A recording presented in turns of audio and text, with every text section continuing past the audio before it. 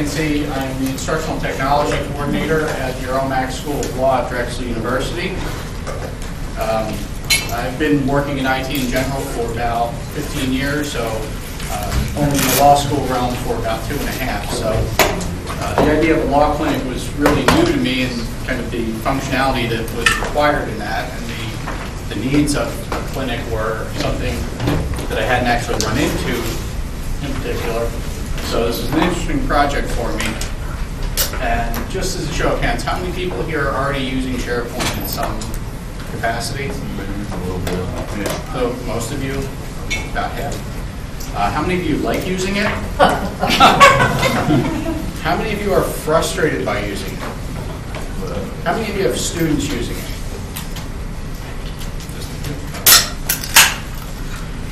So yeah, I feel your pain. I'm not a huge Microsoft fan. I'll be upfront and say that I was very skeptical of SharePoint, but I've worked with it since about 2005 in its various incarnations.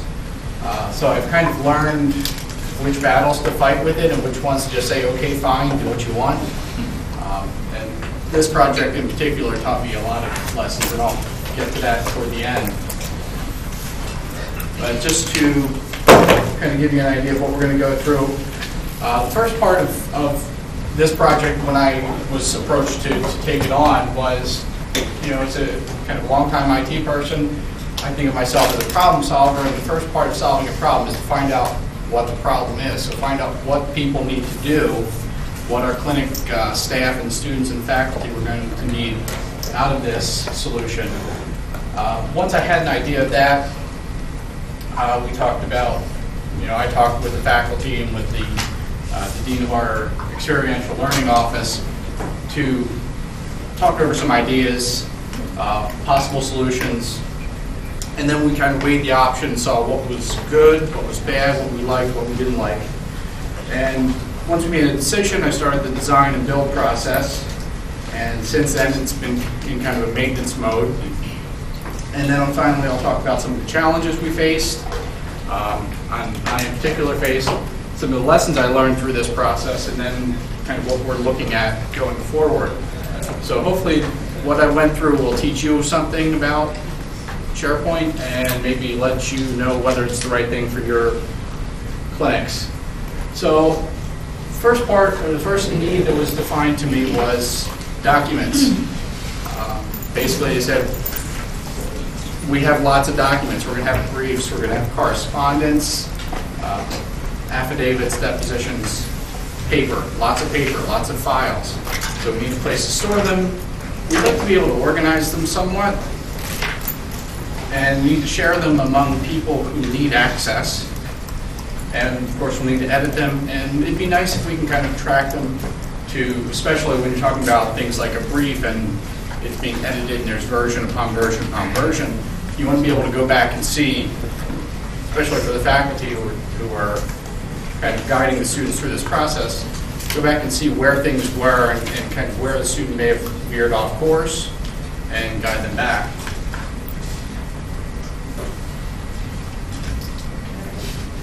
There are also data-related needs, so things like contact names. We'll have sort of a Rolodex of people that are going to be involved in the cases that they're dealing with. This could be internal people, like the clinic members themselves or the clinic staff. Could be opposing counsel, could be expert witnesses, etc. Also evidence, things, images, maybe sound recordings, etc. Also things like dates and deadlines. Obviously you want to make sure that those briefs are filed on time, or be prepared to pay the fine, or lose the case. And also things like time records, because this is part of a program, or part of our experiential learning program. The students need to account for the time that they're spending working on the cases. So they need some kind of time clock-like functionality. And then technical needs, these are ones that essentially based on the feedback and the discussions, these are ones I came up with. We definitely need something easy because we're going to have a dozen students using it and of all varying technological backgrounds. Need to be accessible, and by that I mean not tied to any specific platform because we have Windows users, Mac users, who would be working on campus in the clinic office, who'd want to work in the Legal Research Center or our library, or from home, or the coffee shop, you name it. Also need to be compatible, again, cross-platform, and reliable. How many of you laugh when you hear reliable and SharePoint in the same paragraph? We've been kind of lucky. So, brainstorming. If you have a child under the age of 6, you know who these guys are. The imagination movers are on Disney. Anyway, they always say there's no bad ideas when you're brainstorming. So, we brainstormed and brought out all the possibilities. So, first off, solution one that was suggested was some commercial products. Things like we looked at Time Matters and what's the other one from Lexis? That is one. That is one. Okay, Time Matters. There was another one, Abacus or something like that. Amicus, that's it. Yeah. So we looked at those, and they provided everything that the law clinic was going to need in terms of functionality, but they also did a lot of things that the law clinic wasn't going to need, like billing. You know, these students aren't going to, we're not going to be generating bills for clients. Things like, trying to remember some of the other really extraneous functions. They did some nice tie-ins to research, legal research and so on, but not necessarily things that the clinic needed. So why pay for things that we're not going to need? Also, all the products we looked at required an infrastructure, so we would need to be running our own server, our own web server, typically a SQL server, to host the software. And for us, as a relatively new law school, that just wasn't feasible. They're also expensive. The licensing cost and the purchasing a server and the associated software ended up eating up a third to half of the entire clinic budget for the year. So we don't want to tie up half of the budget on a piece of software. And we also found, at least I felt, that these products lack flexibility. So you're buying the product, you use it as it's delivered, you don't have a lot of room to, you're basically bending the way students are going to do things to fit that model, as opposed to working from the way they're going to, starting with what they're going to do. So solution two, and this is what the, when they found out how much those commercial solutions cost, this is the solution that the faculty member wanted to go with, which simply say, create a share on the file server, give everyone access to it. And that's great because file servers can certainly store all the documents. They can store other kinds of data. They can store timesheets and Excel files. But connecting to our file servers anyway, because it's a Windows-based network, can be complicated, especially for Mac users and especially from off-campus, because they need to first connect to our VPN, then connect to the file server. And really, you put one extra barrier in the way and students are just not going to bother. I think we all know that. Also found that the file server solution lacked granularity. In other words, we can give them access to this folder, and then they have access to everything in that folder, and then if we create a subfolder of that, we don't have direct access control of the, we can't control permissions on file server ourselves. That's all handled by our university IT. So we would have to go to them to create a new AD group every time we had a case that only some of the students were going to be involved with. So I kind of backburnered that and said, let's use that as a fallback method. But this other solution, solution 3, could be the right answer. And that would be SharePoint. Surprise. Okay. So SharePoint obviously stores documents. It also stores other types of files or other types of data in lists, things like calendars, contact lists, task lists, etc. It also provides, and this was a huge selling point, was the version control, not only in document libraries but also lists. So if a student goes in and enters their time and then at the end of the term finds out that they need to pad their time, you can actually go back and see if they've edited any of their time entries in a suspicious way. Not that our students would do that, fine. We also like the fact that the site templates, things like a team site, provided certain built-in functionality or built-in structure, and then application templates, which if you use SharePoint, you've probably heard the phrase Fabulous 40, the Microsoft application templates they put out. We ended up using one of those as to fill the time recording functionality. But there were other ones we knew about there, project management and so on. So we could use those potentially to augment what we're doing. And the nice thing is that as a site collection administrator in our SharePoint deployment at the university, I have direct control over access permissions in there.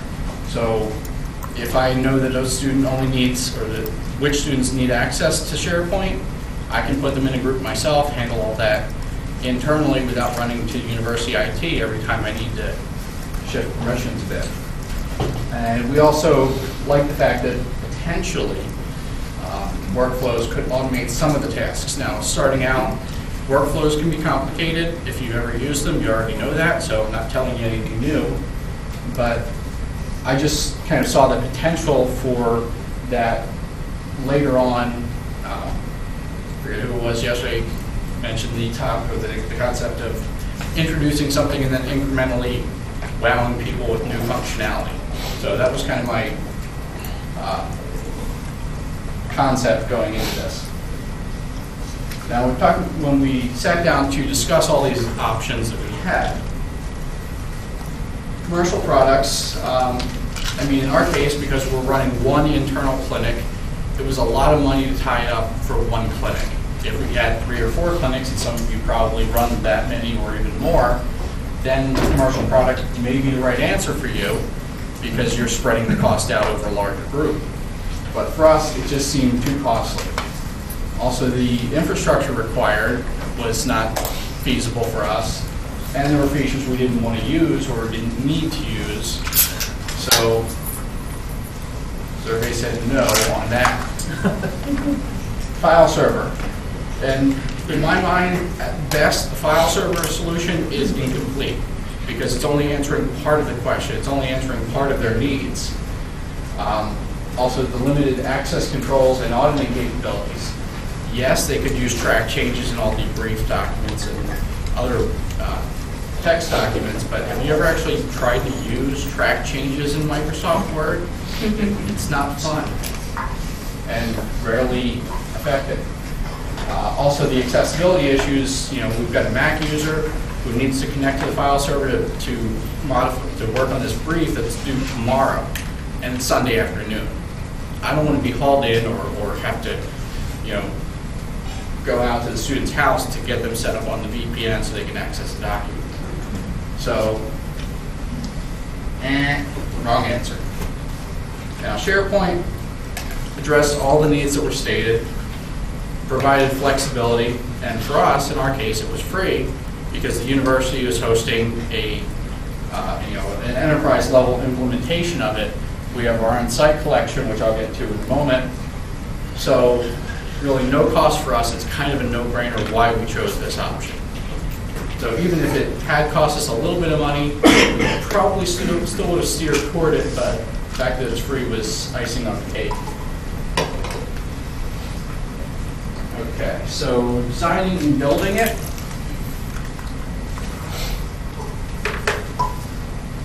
This process started about 6 weeks before the fall term, so I want to say around July 1 of last summer. And basically just started with a set of meetings between myself and the faculty and the dean, who was kind of the grand poobah in charge of it, and laid out the roadmap I had for using SharePoint, how I wanted to do things, and they kind of rubber stamped it tentatively. Within 2 weeks, I showed them a prototype site that I put together, which I subsequently scrapped because, well, they threw in another condition that wasn't stated previously, and that there were going to be, and I guess I should have foreseen this, but there would eventually be some cases that some students would have to be excluded from. Case in point, we had one of our students who had some sort of relationship with the plaintiff in one of the cases, so she couldn't have access to any of that information, any of the documents, any contact information, nothing. So, you know, basically that just required me to go back to the drawing board, start over, and 2 weeks later I showed them the second prototype. They loved it. They're like, this is great. When can we start using it? I said, well, it's not entirely ready because I still need to, you know, at that point we were still getting the enrollment for the course or for the clinic ironed out. And I kind of began the process of tweaking and tuning, and also spent the next 3 or 4 weeks kind of ironing out or I should say, reworking the Microsoft time card management application template to work the way that the law students and this faculty wanted it to work. So we launched the site about a week into the fall term with a demo to the students. So we demoed the site to the students based on their feedback at that demo, made some additional adjustments, and then started developing the basic documentation, things like, you know, how do I get into SharePoint? How do I get files up to this site? Where do I put them? How am I going to enter my time? How am I going to review my time, etc.?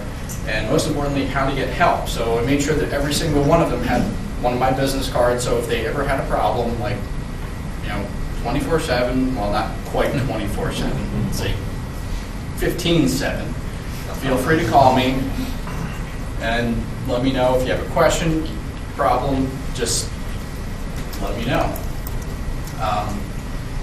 And I had a couple students who would call me like during the week or shoot me an email and just say, yes, something's not quite right. And it was typically something they weren't, you know, just something that they weren't actually catching when they viewed the documentation. By the way, for the documentation, I used a lot of, you know, obviously like PDFs, and also used a product called Jing, which lets you do kind of these 5-minute or less screencasts. So, you know, this is how you upload a document. Boom. It takes about 1.5 minutes to record that and post it to the library, and they can view it. So, okay. Now, to look at the architecture of the site in depth a little bit, starting with Drexel University has we're using MOS 2007, that's Microsoft Office SharePoint Server 2007. And then within that, we've got our own Earl Mack School of Law portal, which is a site collection. And then under that, we've got the Appellate Litigation Clinic team site. And if you use SharePoint, you kind of know what a team site is and has, but I'll talk more about the details of that in a minute. And then within that team site, we added a series of case sites. And the case site model, this was kind of the key when I did that redesign. Case site model gave us a lot more flexibility to exclude students who couldn't be involved in particular cases. The way SharePoint's security model, I use the term loosely, is set up, a subsite provides an inherent security barrier, or can be configured as a security barrier. When you've got everything in the same team site, for example, securing things becomes very tedious if you need to secure individual documents or libraries or lists. But with them as subsites, it makes things very easy to do. And also our time reporting site, which I'll talk more about. So the Appellate Lit team site had a couple document libraries. We had a sample document library where the instructor, the faculty member, would post, you know, this is an exemplar brief. This is kind of what should be laid out in, you know, this form, that form, etc.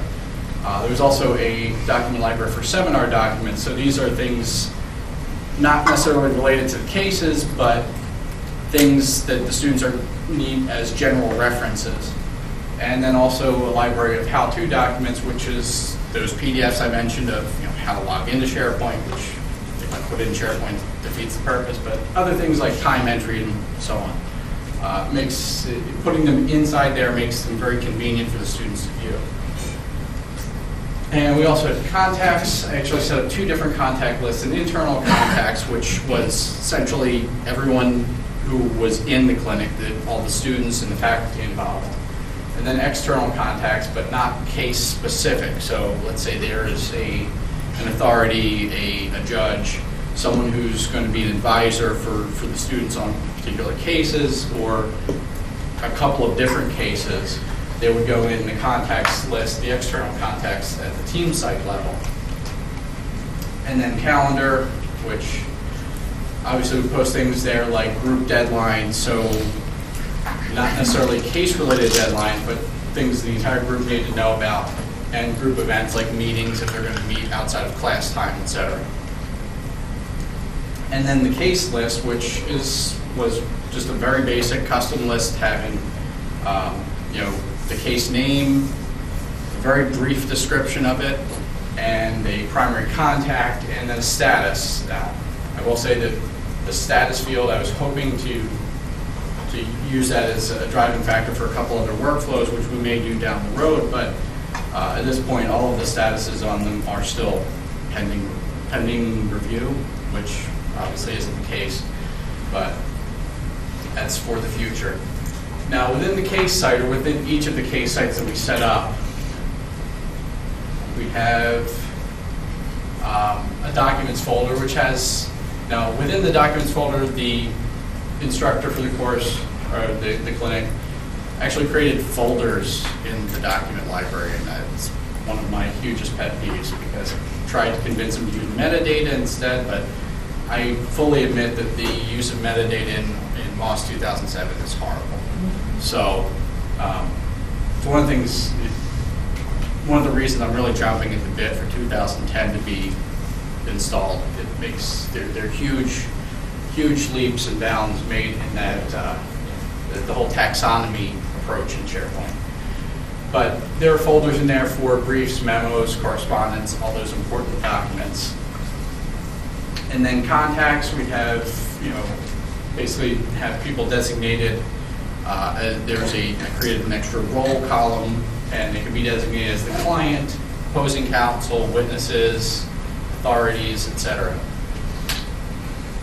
And then calendar, obviously this is where you would post things like specific dates, client meeting dates, filing dates, etc. And then tasks, which didn't really get used a whole lot. I guess the students were just more concerned with doing the tasks than actually documenting everything. But again, that's something we're looking at working on for the future, and also the discussion area, because, well, it comes as part of a team site. I don't think any of them actually use the discussion area. Again, I guess they're more do than talk, so I'm not begrudging them that. Now, the time reporting site was kind of the interesting and probably the most challenging part of this, because in SharePoint with a calendar, you can certainly have people add their time to a calendar, and you can have it calculate how much time they spent.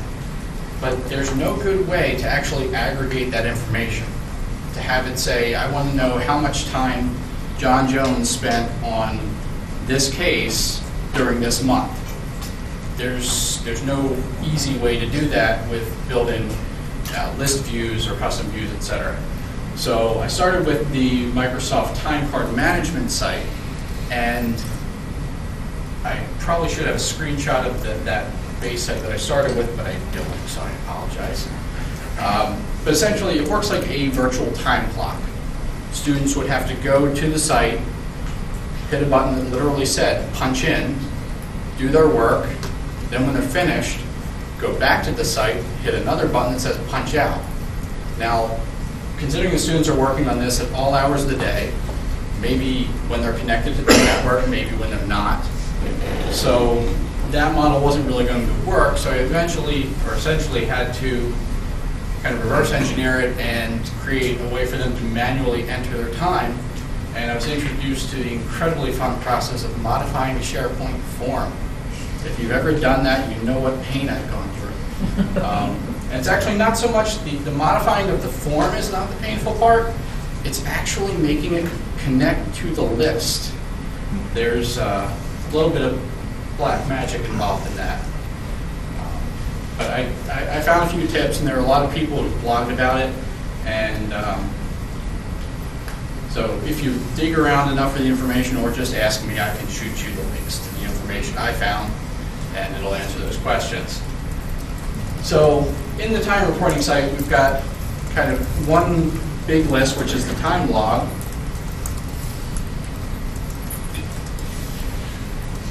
And this is the master list that records student name, case that's, the case that they're logging time for, a task description, and then the time they started and time they ended. Pretty simple. Moving forward, there's a set of reports, reports pages, which are custom pages included in this template that use XSLT.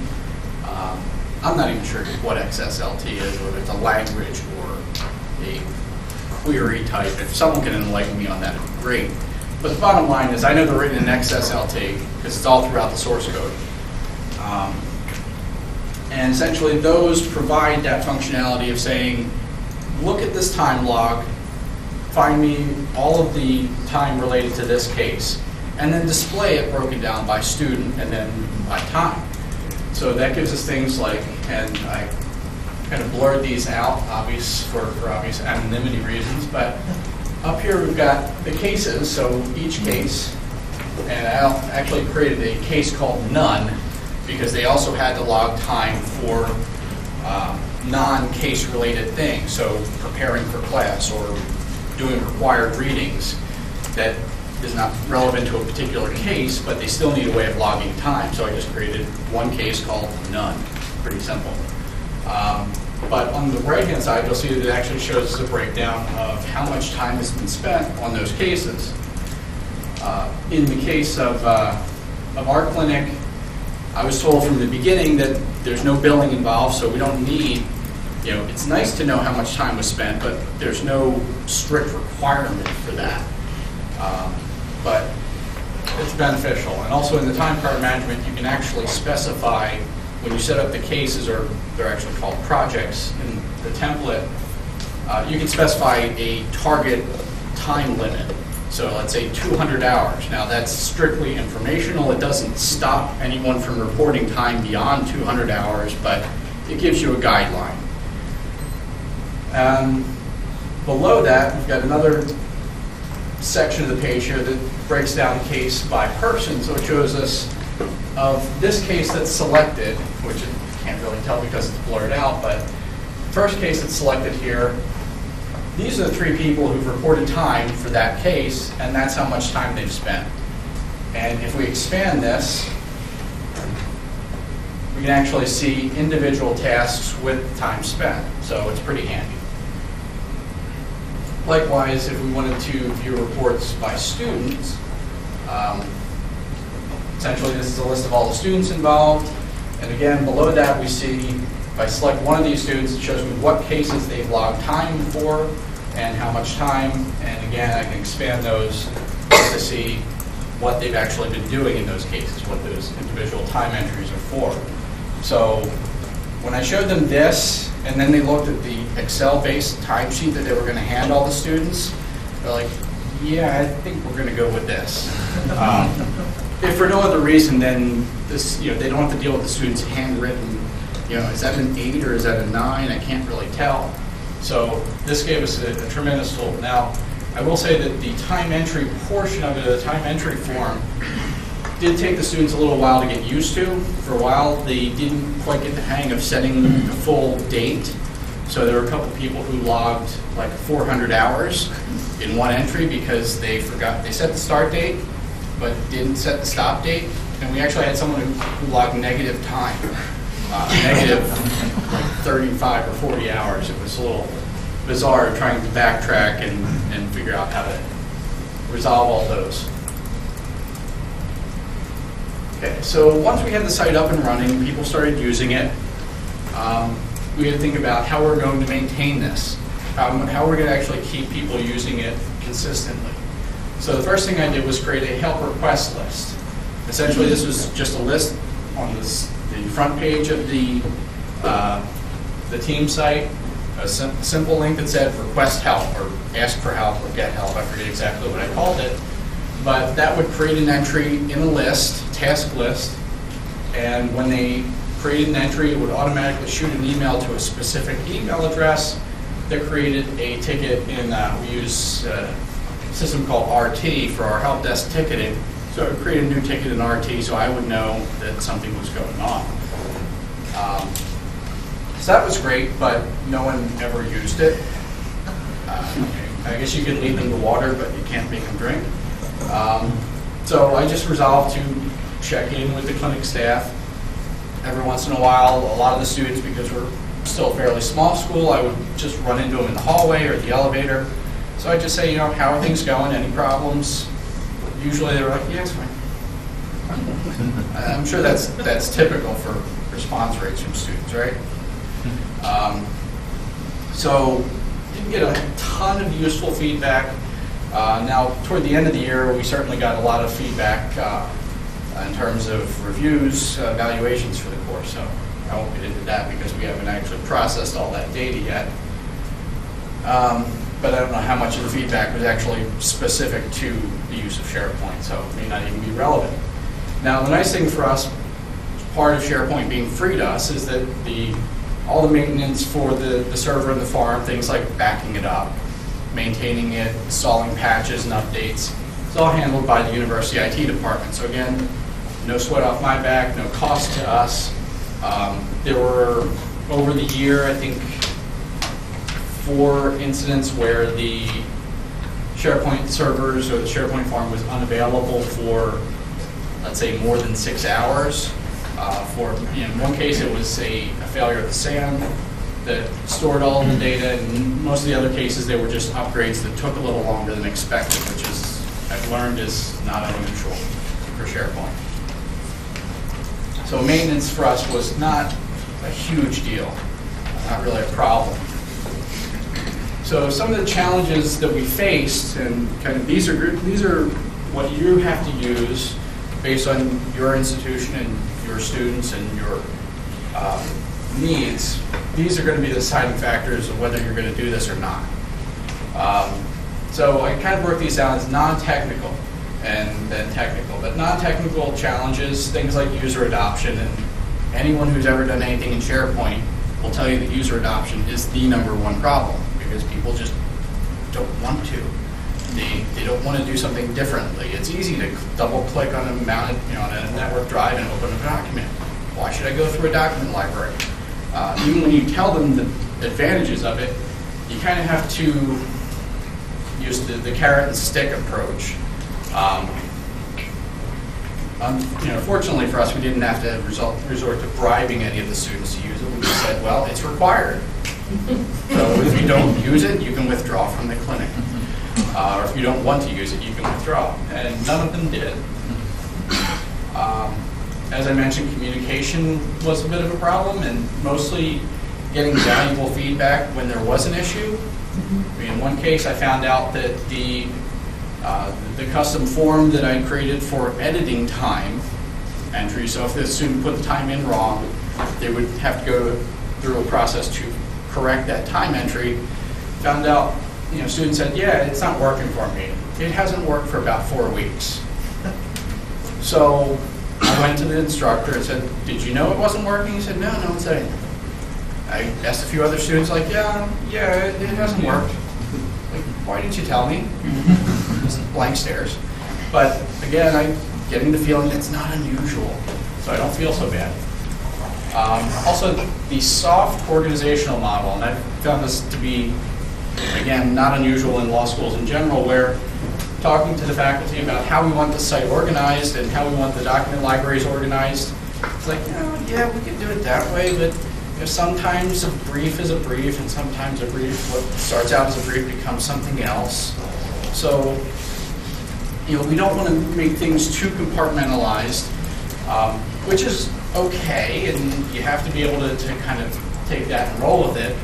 But in terms of trying to keep something, maintain a level of consistency in SharePoint especially, it really helps to have a more strict organizational model, this is how things are going to be defined, this is how we're going to define this type of document, this type of event, and go from there.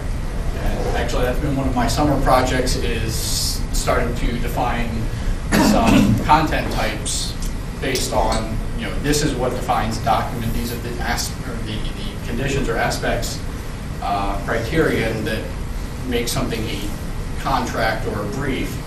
So we'll talk about that in the looking forward part. Then the technical issues, we had some cross-platform quirks.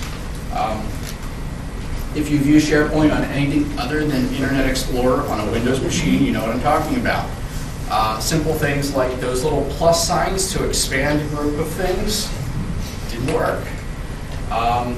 Should be a simple JavaScript, but no, it's ActiveX something, although we were able to, our SharePoint administrator was able to put in a patch or some sort of modified code that actually turned that into JavaScript, so we got those to work eventually. Also, the default configurations weren't ideal. As I mentioned, that time card management site needed to be reworked, not quite from the ground up, but the functionality of it needed to be reversed a little bit to make it work for their needs. And then, as I mentioned earlier, the customizing of any forms in MOS 2007 does involve some rituals and occasionally animal sacrifice. Holy water is really good to have on hand if you're working with SharePoint. Now, if any of you, if you're already using SharePoint, you're probably already looking forward to 2010. All of the forms in 2010 are InfoPath based, so you can use that cool InfoPath tool to modify them and update them and even create new ones. So there's a bright light on the horizon. And then the other technical challenge that we had was just the learning curve of getting the students especially used to doing things in this way. So kind of getting them trained to, and this was especially problematic with the document libraries, and the whole concept of checkout, check-in, and versioning was something that, it took a few times, a few saucepans to their heads to get them to understand that, when someone has something checked out, you can't modify it. And then if the other person's supposed to be modifying it, the first person didn't check it back in. So there was just a bit of a learning curve, and I'm fully willing to fault myself on that for not doing enough training up front, but I'll be honest, it was really hard to get them to come to training. Even doing it in class time was difficult.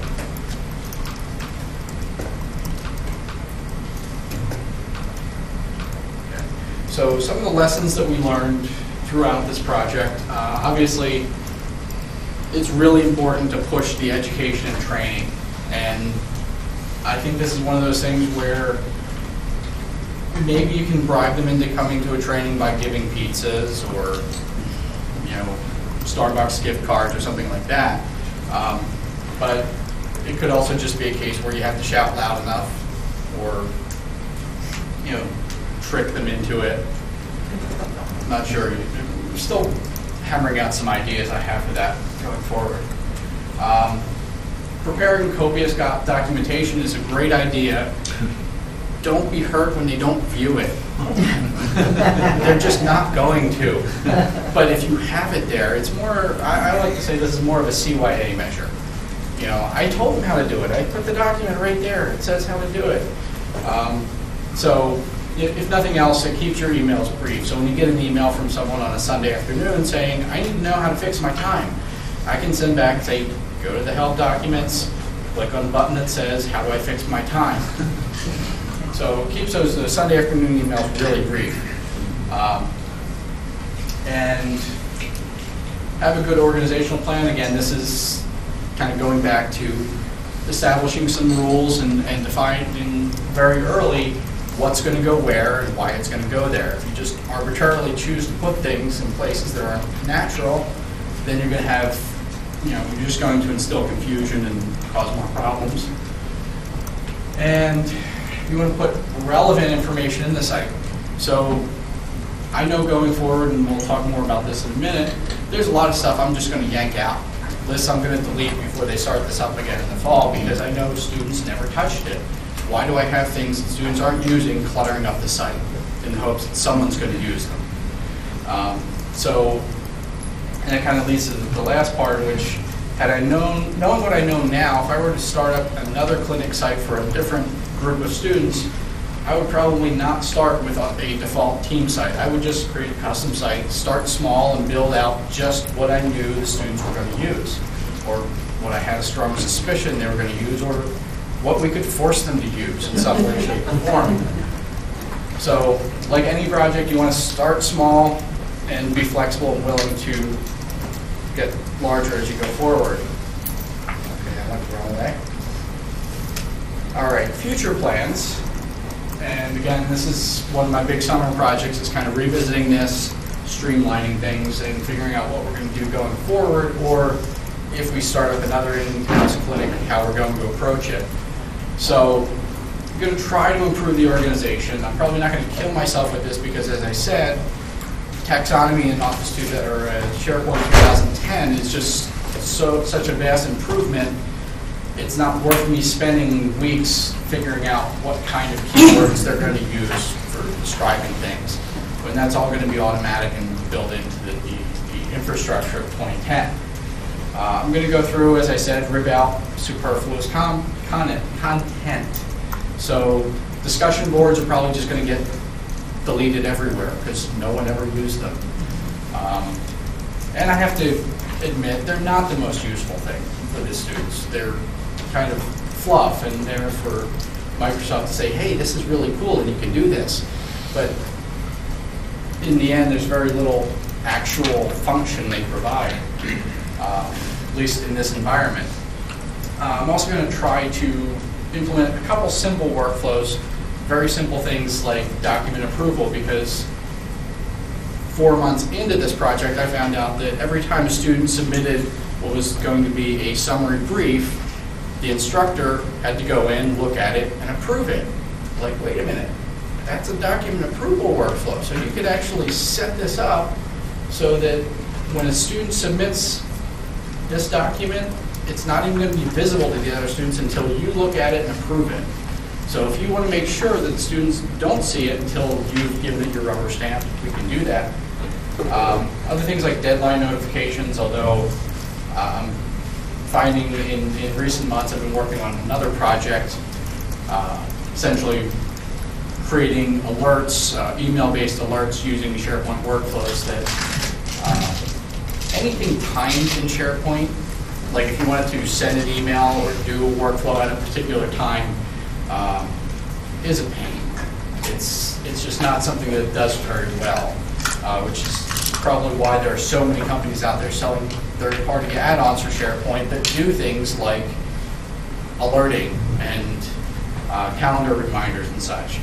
But I'm going to try some simple workflows just to, give them, maybe if nothing else, have it show up on the front page when something's coming up. Also going to try to enhance the time reporting aspects of it slightly. As I mentioned, those custom forms are kind of messy. I'll be honest, I didn't know what I was doing when I was modifying them. So now that I've learned and I've figured out kind of the tricks to making a custom form work with a list, I'm going to go back and probably rebuild them from scratch. And also connect that time log list to Access, which a lot of people don't know that any list in SharePoint can be connected and viewed in Access, and you can do all the cool Access-y reports and queries and everything else you want on it. So this is something that I mentioned to the instructor. He's like, I guess that'd be kind of useful. Might be cool, but it's not strictly necessary. But it's something that will allow them very easily, if they want to kind of put this into a report for, I don't know, our upcoming ABA site visit, then we can very easily say, yeah, this is what our appellate litigation students are doing, and their time, the time that they're spending on the cases, and so on and so forth. So those are just a few ideas I have for the future. This isn't all of them, but it's kind of the top 6.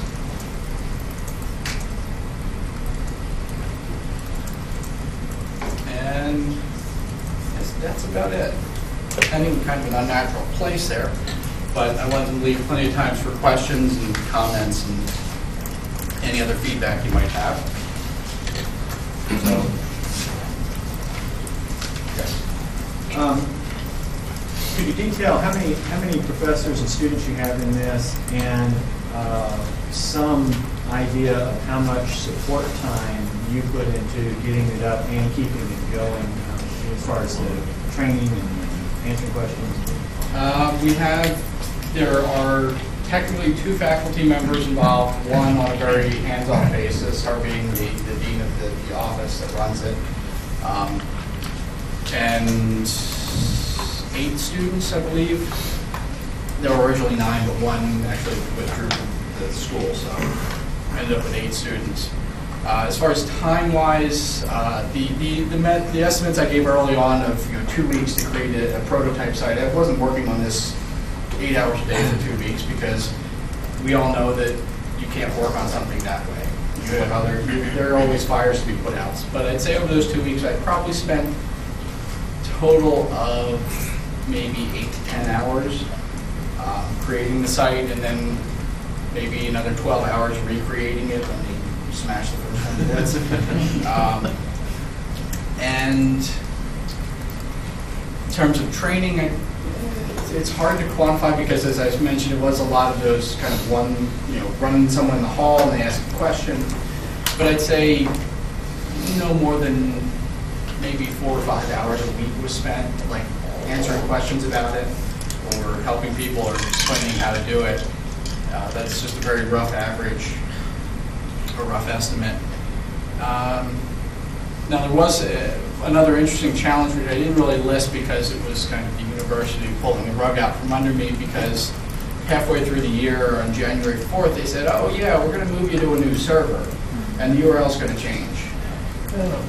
So thankfully they did it on break, and thankfully all of the content moved over without any real issues.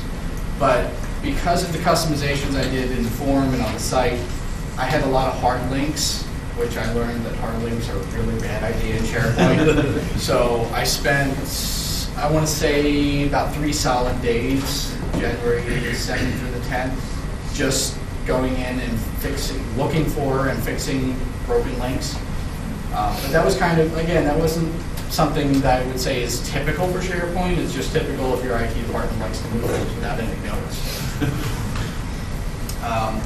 Yes? Did you have any problem securing documents in there? Because I think that if someone links to a document within something that only they're enrolled in, you can still access the document and see it. I'm saying like, so you're protected, the students are protected better in this clinic, but if they send an email with the link to the document in question, someone else can get into that document. That seems to be how it works at our school. I think someone may not have, I mean, the way our security or our permissions on the farm are set up, everything's going through Active Directory, and any link, even if I send myself a link to something that I have access to, it still prompts me to log in unless I've got the password saved or I'm using my Windows machine and it's authenticating to the domain. So we haven't really had any issues in that regard. I mean, obviously, we can't control things like the student saving a local copy and then emailing it to a friend. But that was, out of scope, basically. And we made that known from the beginning. Any other questions? Another security question. We have a couple of clinics that have private data, such as social security numbers and medical records. Are you having to deal with any of that now? What would be your plan to protect the data? And with the OIT, we're looking at our central IT, if they might host service for us. Eventually, we have to have it encrypted on disk and things like that. As far as securing information like that, there's the securing it through the interface part, and then there's also securing it through from indexing part. I mean, and that's something that even Microsoft, I've had Microsoft's own technical people tell us that, yeah, search in Moss stinks. The indexing doesn't work well. things, you can basically specify what document libraries are not going to be indexed, but it will ignore that checkbox and index them anyway.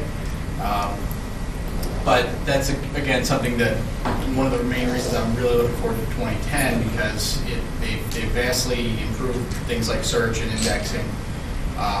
So as far as the securing it through permissions or user permissions, I don't really see, as long as that information, those security groups are policed correctly, I don't see that being an issue. Securing from indexing with, I wouldn't necessarily trust that in launch 2007, but if you've got the option of holding out until 2010 is released, well, it is released. If your IT department is willing to implement 2010 right off the bat for you, I would go with that. Someone just smiled back there, so. Next week. Lucky you. We're using Time Matters right now, so it's a very closed system, and so there's not really data leakage into any other system because it's really isolated. It's very isolated. Yeah, and permissions in general with SharePoint is something that just requires a lot of time. And even if you're a Windows system administrator and you come from the world of NTFS permissions, you have to unlearn what you've learned, so to speak, because SharePoint's a whole different ballgame. I really wish they would have implemented a more, Active Directory type structure to it. But yeah, that's neither here nor there. But the bottom line is, it pays. It's really valuable to just pay attention to and have people double check the permissions. One of the nice things, and I'm not sure if this came as part of an update or a hotfix or some extra pack add-on that was added in. I noticed about 3 weeks ago that all of a sudden there's now, when I open settings for a library, there's a link that says check effective permissions. So I can say, I want to see what permissions John Doe has to this library and put in his user ID. It's not the same as an audit. It's not going to tell me who exactly has permissions to this. But if I have any suspicion of, or just want to be sure, like, this person is a student and they're in the student group, so I want to see what permissions a student has to this. It's a very easy way to do that. Anything else? Another separate question. So you create a sub-site per case. Do you see that as a scaling issue over time? Not really. In terms of scaling, if you're referring to things like performance or like size limits. Manageability, I guess, is one thing. Manageability hasn't been an issue, at least not especially in this case, but again, SharePoint and manageability don't go hand in hand. But the fact that we've only had to customize the permissions for one of those sites has made it very easy. If we had to customize the permissions for every single case site, then that would certainly make things a little more complicated. But there's, at least in the current SharePoint architecture, there really isn't anything better that I've found. The initial model was essentially a team site, and then have case name as an extra column in every single list and library, which is great. Just for the ability to create custom views, and I want to see all the documents related to this case.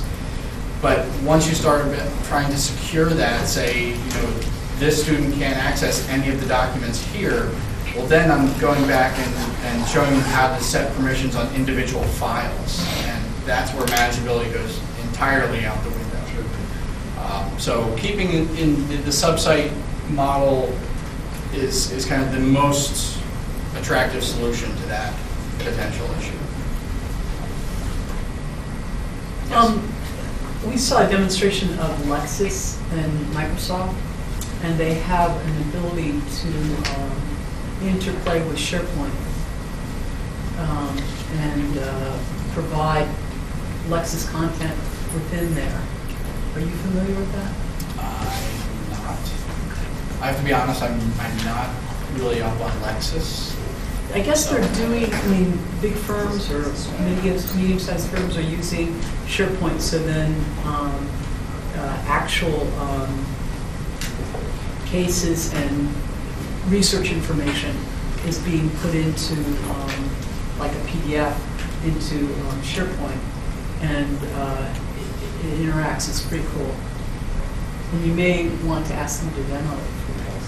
Yeah, I'll have to look into that. I think a lot of our students lean toward the Westlaw side of things, but it's certainly worth looking at. And chances are, if Lexis did it, then Westlaw will be coming behind it. So, that's good. Well, if there aren't any other questions, you all get out 5 minutes early. Don't tell anyone I did that.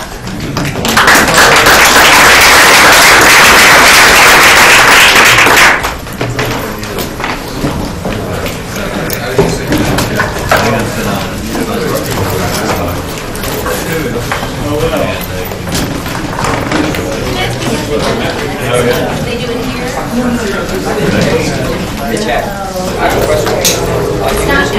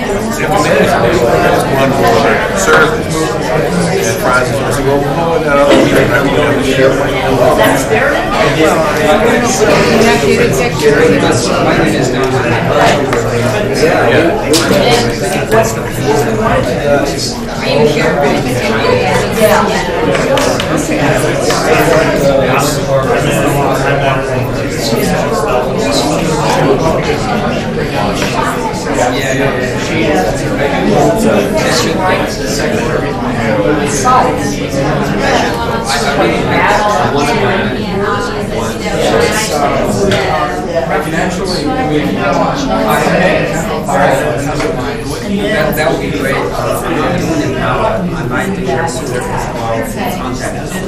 Thank you. Dad's email links to this cases. I'll take you on And then you can check to see if it's way that it's on your site. Okay. Okay. So it embeds a library. Right, exactly. You know, there's nothing fancy that needs to be done with sort of and so it's that considered that encourage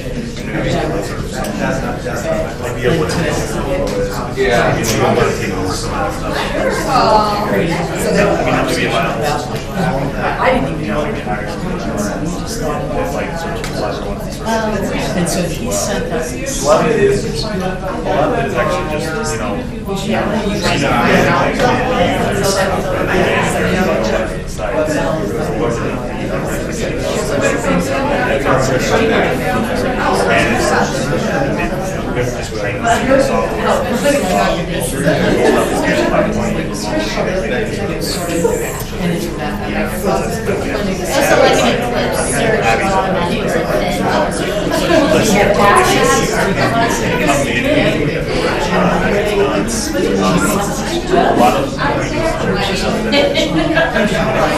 using the software not necessarily.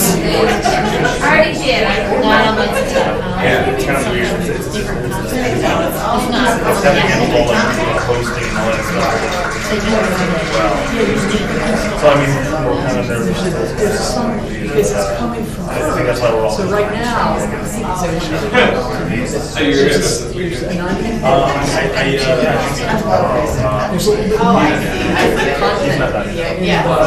Alexis web feature that you use in Alexis, Microsoft.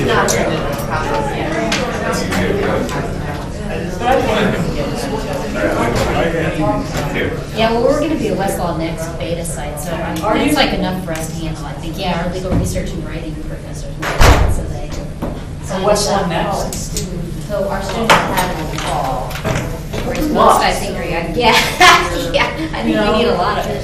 Because, Most are going to get it in the spring, it sounds like. I mean, it looks so clean and it makes it nice, but I'm curious to see at the end of the day, the cost effectiveness, how cheap the searches are. Because I think it's another way, this is my cynical side, it's another way for them to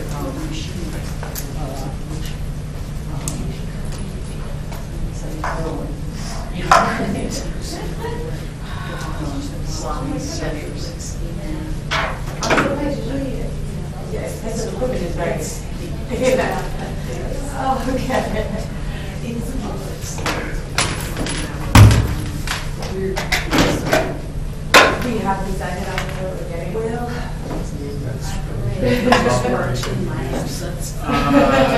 Jing. It's actually from TechSmith, who makes Camtasia. So if you go to jingproject.com or .org,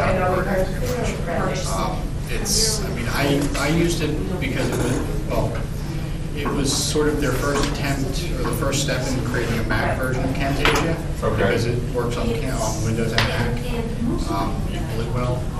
But I started using it for that and about 3 years ago, and I've used it ever since. I mean, aside from the 5-minute time limit, it's really great for kind of short things. It also does static screenshots. Okay. So you can just select an area of the screen, take a screenshot, and then it even lets you do some trimming and highlighting and other kind of stuff. It's free. The only catch is you have to decide, you have to create an account on basically the site where all that content is uploaded. And that gets you 2 gigs of storage space. Okay. And that gets maybe 1 email a month from you. So it's not like they're selling your email address to a huge conglomerate. But it works pretty well. Okay. Nice.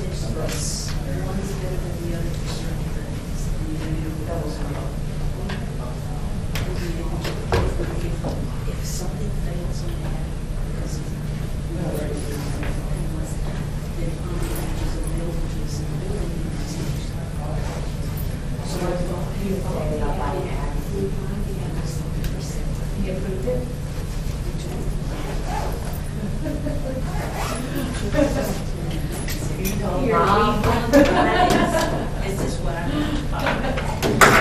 And we had various versions, a Silas's version,